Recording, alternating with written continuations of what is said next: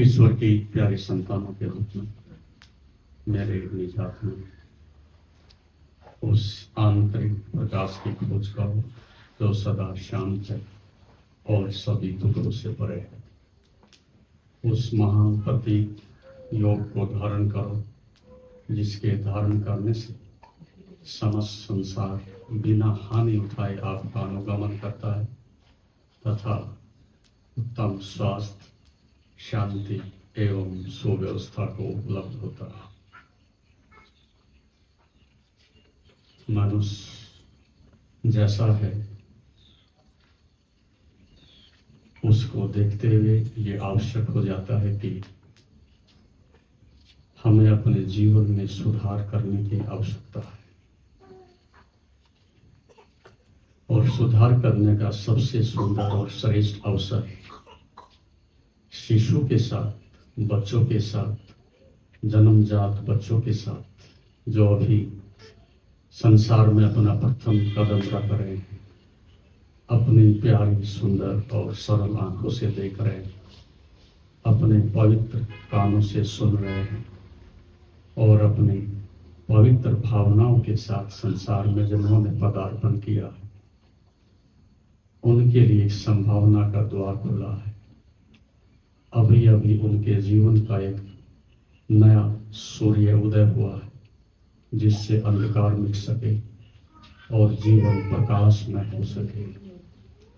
इस प्रकार की व्यवस्था के लिए अनंत अनंत हाथों से, अनंत अनंत देवताओं से, अनंत अनंत शक्तियों से इस पौधे को सींचने के लिए ऐसी एक व्यवस्था प्राचीन काल से ऋषियों की थी कि यहाँ कोई व्यक्ति दुख से, बीमारी से, अज्ञान से, अंधकार से, बंधन से ग्रसित ना रहे और सब बुद्धत्व को, ज्ञान को उपलब्ध हो। इसी के लिए लंबे समय तक धर्म का अनुसंधान हुआ। धर्म का अर्थ है जो श्रेष्ठतम उसको धारण करने की क्षमता।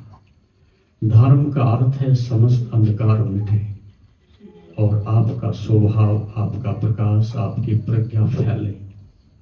धर्म का अर्थ है आपका दुख जड़मूल से समाप्त हो जाए और आप दुखों से मुक्त हो जाए। आप देखते हो अनंत काल से कितनी लंबी यात्रा करके यहाँ तक पहुंचे हो, लेकिन परिणाम क्या है? हाथों में तुम्हारे क्या है? जीवन की संपदा तुम्हारे पास क्या है? इस तरह से उदासी से, दुख से, पीड़ा से, शिकायत से भरे हुए जीवन में कोई प्रकाश प्रकट नहीं होता, कोई प्रज्ञा का प्रकाश प्रकट नहीं होता, वो जीवन में क्रांति नहीं आती। बस एक जीवन को धो रहे हैं, किसी तरह से बिता रहे हैं, काट रहे हैं, उससे जीवन में कोई रूपांतरण नहीं होता। इस पृथ्वी पर आप इसलिए नहीं आ गए हो कि आपने संसार में खा पी करके अपने जीवन को बिता के चले जाना है। ये तो एक अवसर है इस बात के लिए कि ताकि आपके जन्मों की जन्मी हुई धूल झड़ जाए, जन्मों जन्मों के संताप, पीड़ा आपके मिट जाए। उसको समाप्त करने के लिए पुनः एक बचपन के रूप में, शिशु के रूप में परमात्मा ने फिर एक फूल खिलने की संभावना पैदा हुई। वो फूल भी क्या है कि जो खिलने से पहले मुरझा जाए, और वो माली भी क्या है जो उन फूलों की रक्षा ना कर सके, और वो उपवन और बगीचा भी क्या है कि हजारों फूल खिलने की संभावना लेकर के पैदा हों, उसमें से कोई एक दो फूल कभी खिले तो उस माली की कोई गरिमा नहीं है। अब लगभग 140 करोड़ के आसपास जो आपकी जनसंख्या है, 140 समझो कि उसमें ये माली है और उनके बगीचे में रोज फूल खिलने की संभावना लेकर के बच्चे पैदा होते हैं। लेकिन बच्चे अपंग हैं, बीमार हैं, बुद्धिहीन हैं, शोकाकुल हैं, सब प्रकार से लूटे पीटे हैं। ऐसी रुग्ण संतति जब आई हो तो धर्म पर कौन भरोसा करेगा, मनुष्यता को कौन प्रेम करेगा, और जीवन में फूल कब खिलेंगे। इसलिए अंधा अंधा ठेरिया दो कुपरंत, तुम्हारे दादा परदादा, तुम्हारी जितनी परंपरा पीछे से चले आ रही है, अंधों की परंपरा है। और बच्चों को जन्म देकर के तुमने एक पाप और खरीद लिया है कि हम तो थे जैसे थे, लेकिन आने वाले उस बच्चे के लिए, प्राणी के लिए, आत्मा के लिए जो सुंदर व्यवस्था दी जा सकती थी, जो कि उसका मौलिक अधिकार है, उसको आप नहीं देते। पिता होना तभी गौरवपूर्ण है, गौरवशाली है कि आप बच्चे को एक ऐसी व्यवस्था दे सके, एक सुंदर जीवन को जीने का ढंग बता सके, उसके जीवन की शिखर, जो श्रेष्ठतम शिखर को छूने वाली व्यवस्था हो सकती है, वो आप दे सके। तब वस्तुतः पिता होने का गौरव प्राप्त होता है। ऐसे मच्छर मक्खी पैदा होने के लिए, केवल धन और भोग पैदा करने के लिए जो संतानें पैदा हो रही हैं, ये निश्चित रूप से धर्म की हानि हो रही है, जीवन की महती विनष्टि हो रही है, और सब प्रकार से मनुष्य चारों ओर से दुखों से, अंधकार से घिर गया है। इसलिए प्राचीन काल में सभी लोगों को ये अनुमति, ये अधिकार नहीं होता था कि वो दंपति बने। जो सात्विक है, तपस्वी है, संयमी है, सुसंस्कृत है, ऐसे लोगों को दाम्पत्य जीवन में जाने का अधिकार होता था। सभी को ऐसा अवसर नहीं मिलता था। जैसे एक ब्रीडिंग तैयार करने के लिए एक साइंटिस्ट काम करता है लंबे समय तक, और उन्हें बीजों में से ग्रेडिंग करते करते, छांटते छांटते ऐसे उन्नतशील फूल, पौधे, फल पैदा करता है जिसकी कल्पना भी नहीं कर सकते। जहां एक बीज हो सकता था, वहां उन्होंने 100 बीज पैदा करके मनुष्य को सामने एक चमत्कार दिखाया। ठीक इसी प्रकार से गृहस्थ आश्रम में आने वाला बच्चा बीज है, और वो वृक्ष बन सके, उसमें फल लग सके, और सारे संसार को, उसको शांति प्राप्त हो सके, उसकी छाया में बैठ सके, उसकी शीतलता को अनुभव कर सके, उसकी मुस्कान को हम पी सके, उसके जीवन के उत्सव का हम भी आनंद ले सके। आपके आंगन में ऐसा फूल खिले जिसकी सुगंध चारों तरफ फैले, ऐसी संभावनाओं के साथ संतान पैदा होनी चाहिए थी। लेकिन अब जीवन का निकृष्टतम जो पायदान हो सकता है वो मनुष्य है। पौधे अपनी जगह श्रेष्ठ हैं, पक्षी उसी तरह से गीत गाते हैं, अच्छे मकान, दुकान, गाड़ियां विकसित हुई हैं, लेकिन आदमी धीरे धीरे बोना ठीक ना होता चला गया, क्योंकि जीवन का उद्देश्य केवल 2 ही उद्देश्य है, धन कमाना है और संसार के भोग भोगने हैं, पद प्रतिष्ठा प्राप्त करनी है। इससे ज्यादा आदमी सोचता ही नहीं। और जीवन तो यहां से आरंभ होता है, लेकिन यहां अंत नहीं होता। अर्थ भी तब मनुष्य का संसार में कल्याणकारी होता है कि जब वो धर्म की ओर कदम रखते हैं, और काम भी तब सफल होता है जब ब्रह्मचर्य की तरफ कदम रखते हैं, और तब सीढ़ियां बनती हैं, तब अर्थ भी लक्ष्मी के रूप में प्रकट होता है, और काम भी शिवत्व के रूप में मनुष्य के जीवन की मृत्यु से रक्षा करता है। ऐसी व्यवस्था मनुष्य की थी, और ऐसा नहीं आज असंभव है। सत्य पहले भी था और आज भी सदा रहेगा। लेकिन हम जिस राह के पथिक हैं वो तो मरघट तक जाते हैं, जिस राह के पथिक हैं वहां तो दुख ही पैदा हो सकते हैं, वहां जीवन की कोई संभावना नहीं, वहां तो आत्महनन ही होता है। इसलिए संतान का पैदा हो जाना ही पर्याप्त नहीं, उसके साथ जब तक शिखर नहीं आता, मंजिल नहीं आती, कदम कदम पर खड़े रहना, तपस्या करना, ये माता पिता के लिए सबसे बड़ी चुनौती है। ये बिना बुलाए मेहमान, बिना पतवार की ये नाएं, इन नौकाओं से क्या अपेक्षा कर सकते हो आप? बच्चे का जन्म होने का अर्थ है अब मेरा उत्तरदायित्व है। जैसे एक कुंभकार मिट्टी को घड़ता है, संस्कारित करता है, पात्र बनाता है, एक स्वर्णकार टेढ़े कुबड़े स्वर्ण से सुंदर आभूषण करता है, एक किसान बंजर भूमि से अनेक सुंदर सुंदर फल पैदा करता है। ठीक यही कला दंपति में, पति पत्नी में होनी चाहिए कि वो बच्चे को तरह से उसे शिक्षित ही नहीं सुसंस्कृत भी करे। उसके लिए अत्यंत आवश्यक है कि ये ज्ञान, ये विज्ञान पहले माता पिता के पास होना चाहिए। हम साधारण सा एक क्लरिकल जॉब के लिए भी इतने कागज रंगते हैं, फाड़ते हैं, स्कूल के चक्कर काटते हैं, लेकिन जो दुनिया का श्रेष्ठतम घटना मेरे घर में घटने जा रही है, जिससे बड़ी कोई घटना नहीं, ऐसा कोई बड़ा विज्ञान नहीं, ऐसा बड़ा कोई संसार में कोई चमत्कार नहीं कि जो बच्चे से बड़ा होता। ये सबसे बड़ा सृजन है जो पृथ्वी पर हो सकता है। इससे बड़ा चमत्कार क्या हो सकता है? एक छोटी सी बूंद, और गर्भ में विकसित होते होते पूरी सृष्टि का, ब्रह्मांड का ज्ञान उसके अंदर प्रकट होने की संभावना लेकर के पैदा हुआ। ऐसा ना किसी पौधे में होता, ना पक्षी में होता, ना पृथ्वी में होता, किसी में नहीं होता। केवल एक बच्चे में ही सबसे बड़ा रहस्य छिपा है कि ये बुद्ध बन सकता है, ऋषि बन सकता है, कबीर, नानक, बुद्ध बन सकता है।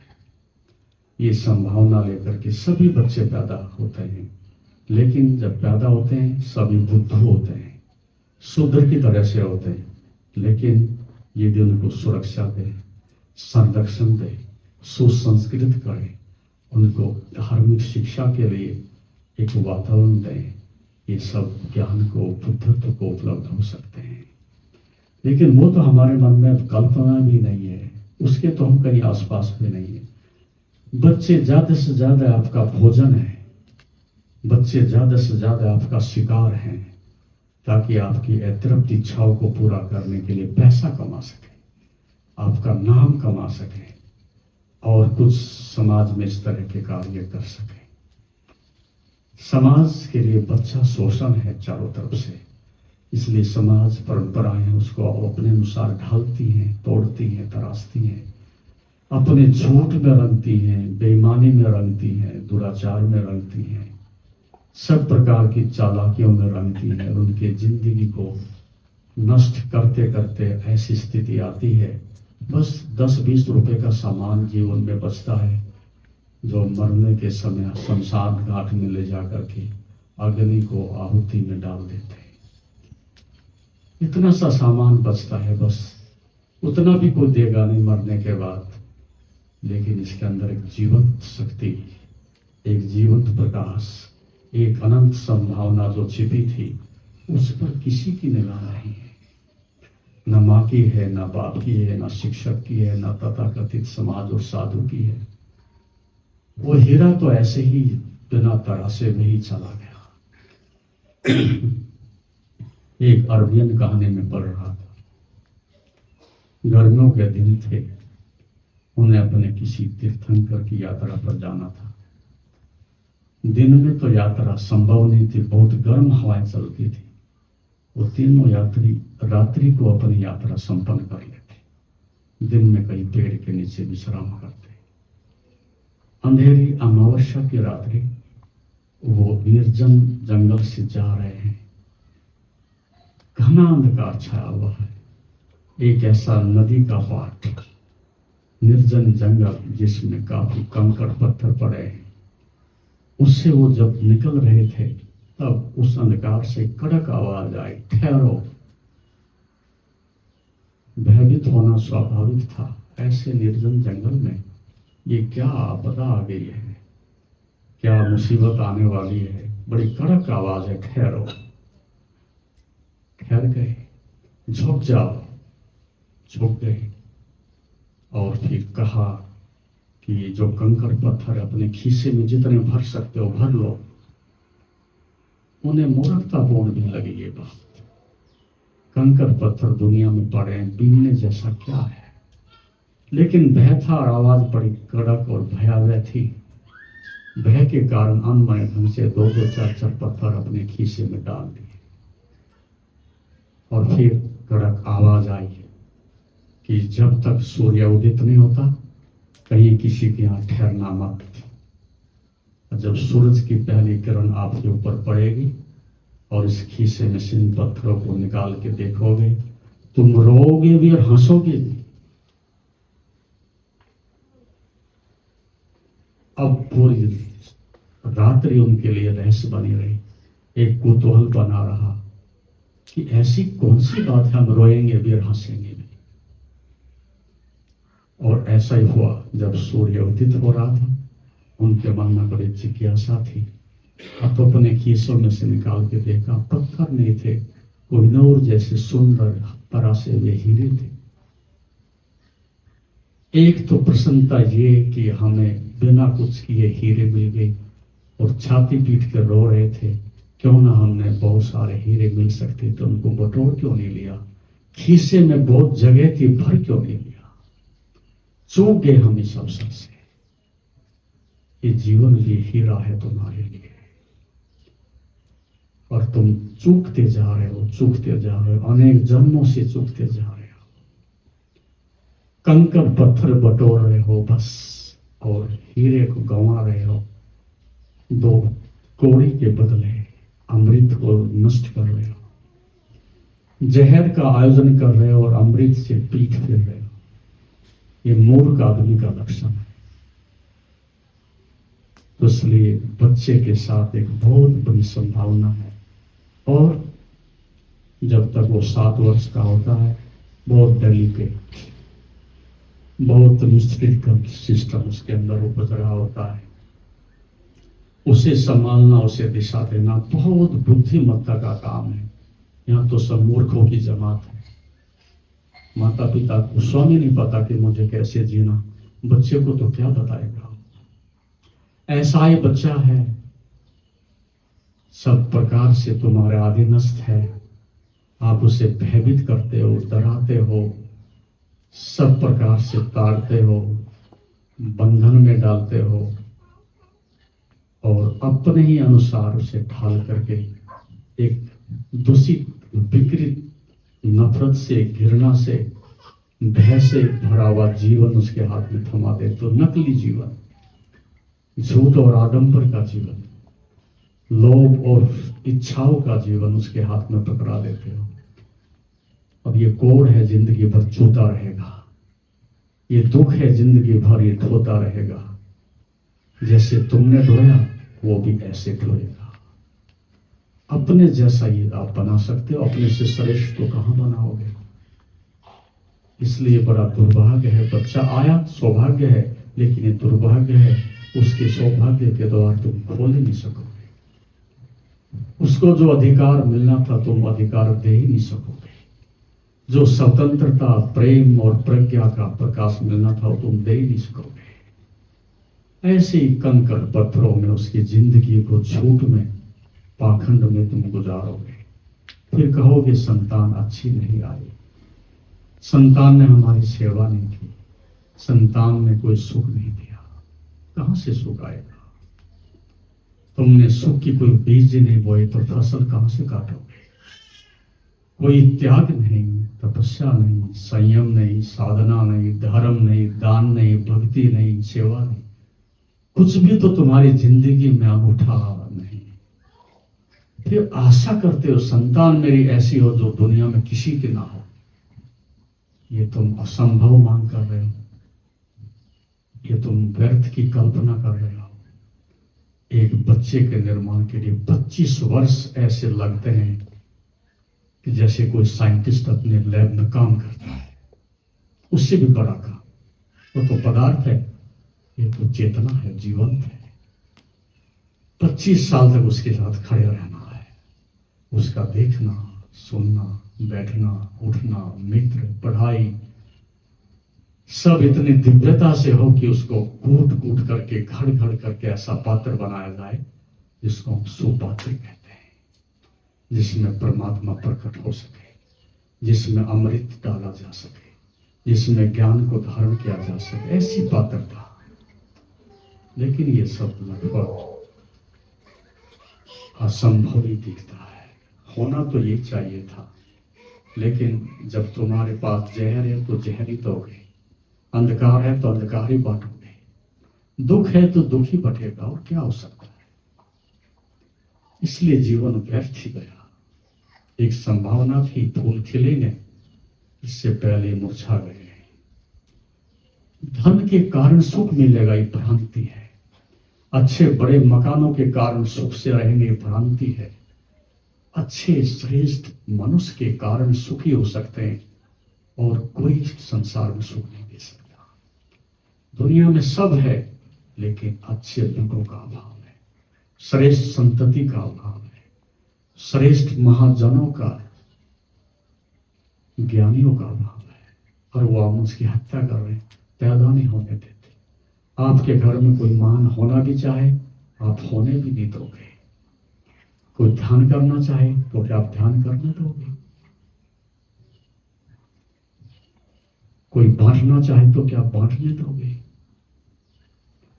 कोई सही रास्ते पर चलने दो तो आप उसके दुश्मन हो जाओगे। आप कहोगे नहीं, कुएं के मेंढक रहो, इस परिधि से बाहर नहीं जाओगे। हमारी परंपरा है, उसका वहन करो। और इस परंपरा ने, लंगड़ी परंपरा ने, अंधी परंपरा ने सबको मार डाला है। बड़ा अंधकार है। इसलिए आप एक प्रकार से सौभाग्यशाली हो कि फूल तुम्हारे आंगन में आने के लिए आतुर हुए, और दुर्भाग्य है कि सड़ेंगे, बासी होंगे और नष्ट हो जाएंगे। इसलिए जीवन का आदर करें। बच्चों को 7 साल की शिक्षा, धर्म की आदि शिक्षा पूरी हो जानी चाहिए। राजनीति की नहीं, सोशल एजुकेशन की नहीं, जीवन की आधी शिक्षा। उसका देखने का ढंग, उठने का ढंग, बैठने का ढंग, खाने का ढंग, जीने का ढंग, सब सुंदरता से व्यवस्थित किया जाए। माता और पिता इस बात के लिए तपस्या करें तो 7 वर्ष में बहुत काम हो जाता है। और उसे नकारात्मक शिक्षा से रोकें, नकारात्मक बनने से दूर रखें। उसका सारा चिंतन मनन सकारात्मक हो, पॉजिटिव हो, उत्सवमय हो, निंदात्मक ना हो।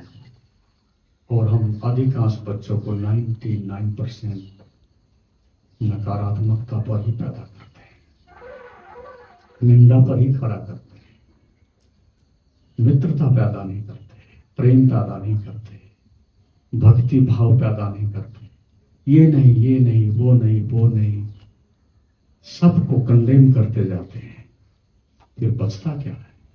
तुम स्वयं कंडेम हो जाते हो, अपने से निंदित बन जाते हो, अपने से ऐसी विषाक्त ग्रंथियां पैदा कर लेते हो। तो इसलिए सृजन सृजन सृजन एक बहुत बड़ी कला है बच्चे के लिए, एक बड़ी संभावना है। नवजात शिशु है, इसमें सब छुपा है, और आसानी से ये बीज वृक्ष बन सकता है। आप तो नहीं बन सकते, बहुत कठिन हो गया। आप तो बिल्कुल वृक्ष में भी कठोरतम वृक्ष हो गए हो, और अधिकांश तो सूखे हुए ठूंठ हैं, जिन पर पक्षी भी नहीं बैठते। अधिकांश मनुष्य तो उनमें से ऐसे ही है। दुर्गंध आती है, देखना, सुनना, भोजन, मित्र, सब जहर से भरा हुआ है। ऐसा मनुष्य ठूठ हो जाता है। न उसमें फूल खिलते हैं, न पत्तियां निकलती हैं, न पक्षी गीत गाते हैं, न घोंसले लगते हैं। उजड़ा हुआ जीवन लेकर के लोग घूम रहे हैं इस आशा में शायद कुछ अच्छा हो जाएगा। अच्छा ऐसी सोचने से नहीं होता। अच्छा करने के लिए कीमत चुकानी पड़ती है। एक ईंट अच्छे से रखें तो भवन बनता है, एक क्षण अच्छे से बिताएं तो जीवन बनता है। वो हमारे पास कोई योजना में है ही नहीं। सुबह उठते हैं, सायंकाल होती है, जिंदगी यूं ही तमाम होती है। खाते हैं, पीते हैं, गपशप मारते हैं, मनोरंजन करते हैं, चले जाते हैं। आपकी बारी समाप्त हुई और आप शून्य पर आउट हुए, यमराज के शिकार हुए। परमात्मा की झोली में आप नहीं गए, सस्ते में लुट गए ऐसे। तो इसलिए सृजन बच्चे का तभी हो सकता है जब उसको सकारात्मक बनाया जाए, उसे धर्म की, जीवन की, इस धर्म की नहीं कि तुम हिंदू बन जाओ, मुसलमान बन जाओ, जीवन की शिक्षा, जीवन के नियम, अस्तित्व के नियम, परमात्मा के नियम उसे सिखाए जाए, समाज के नियम नहीं। तो उसके जीवन का कल्याण होता है। उसे पाखंड से बचाया जाए, झूठ से दूर रखा जाए, क्रोध से, हिंसा के, उसके लपटों से उसे बचाया जाए। घर में एक सुंदर, सकारात्मक, सृजनात्मक, पवित्र वातावरण हो, जहां कभी गीता का पाठ होता है, कभी रामायण का होता है, कभी उपनिषदों का होता है, संध्या हवन होता है, कुछ दान दक्षिणा दी जाती है, कुछ रचनात्मक पढ़ने को, सुनने को मिलता है। सुंदर एक संस्कारों की व्यवस्था बनती है। तब आप कह सकते हैं, प्रभु ने मुझे जो दिया था उस उत्तरदायित्व को मैंने अच्छे से निभाया। जो मुझे बीज दिया था उसको वृक्ष बनने में मैंने सब तरह से अपना योगदान दिया। तब आप पिता होने के हकदार हो। ऐसे तो इंजेक्शन से भी काम हो रहा है, IVF से भी हो रहा है। क्या गरिमा है उसमें? कोई गरिमा नहीं। इसलिए दृष्टि मनुष्य पर रखो, उसकी आत्मा पर रखो, धन पर नहीं, मान प्रतिष्ठा पर नहीं। तो बच्चे का निर्माण, उसका सृजन पहली प्राथमिकता है। फिर संसार में कोई दुखी नहीं होगा, अभाव में नहीं होगा, बीमारी में नहीं होगा। यहाँ चारों तरफ फूल खिलेंगे, सुगंध फैलेगी और जीवन का उत्सव बनेगा। ऐसा आप करें, प्रभु से प्रार्थना है। आप सबके लिए आशीर्वाद है। हरिओम तत्सत।